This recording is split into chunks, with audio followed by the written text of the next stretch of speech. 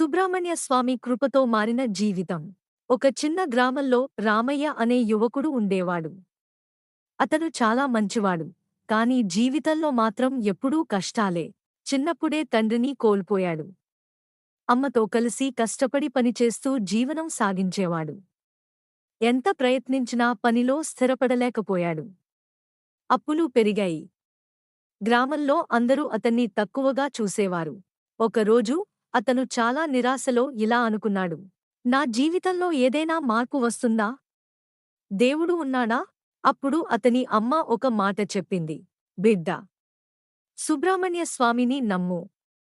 ఆయనకు శరణు వెళితే తప్పకుండా దారి చూపిస్తాడు. మార్పు ప్రారంభం. ఆ మాటలు రామయ్య మనసులో నాటుకుపోయాయి. అతను ప్రతి ఉదయం దగ్గరలో ఉన్న సుబ్రహ్మణ్య స్వామి గుడికి వెళ్లి ప్రార్థన చేయడం ప్రారంభించాడు. మొదట్లో ఏ మార్పు కనిపించలేదు.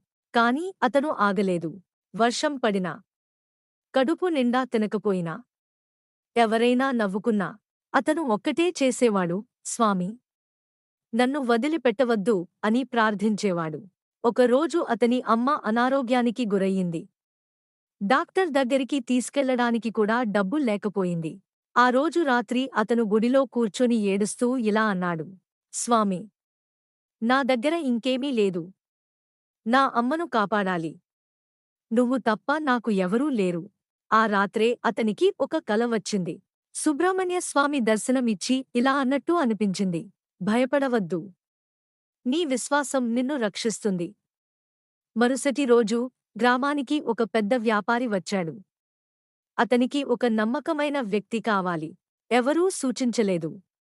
కాని ఏదోలా రామయ్య పేరు అతని చెవికి చేరింది. ఆ వ్యాపారి రామయ్యను పరీక్షించాడు. అతని నిజాయితీ చూసి ఆశ్చర్యపోయాడు. నీలా నమ్మకమైనవాడు నేను చూడలేదు. నాతో పనిచేయు అని ఉద్యోగం ఇచ్చాడు. జీవితం మారిన విధానం. అక్కడినుంచి రామయ్య జీవితం మెల్లగా మారడం ప్రారంభమైంది. మంచి జీతమమ్మ, ఆరోగ్యం మెరుగైన, నొప్పులు తీరాయి. కాని అతను ఒక్క విషయం మర్చిపోలేదు. ప్రతి విజయానికి కారణం సుబ్రహ్మణ్య స్వామి అనేది. అతడు ప్రతి నెల గుడికి వెళ్లి అన్నదానం చేయడం ప్రారంభించాడు. ఒక రోజు గుడిలో అతను కూర్చుని ఇలా అన్నాడు. స్వామీ, నేను అడిగింది చిన్న సహాయం.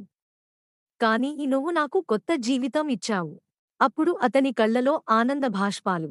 ఆయన మనసులో ఒక శాంతి.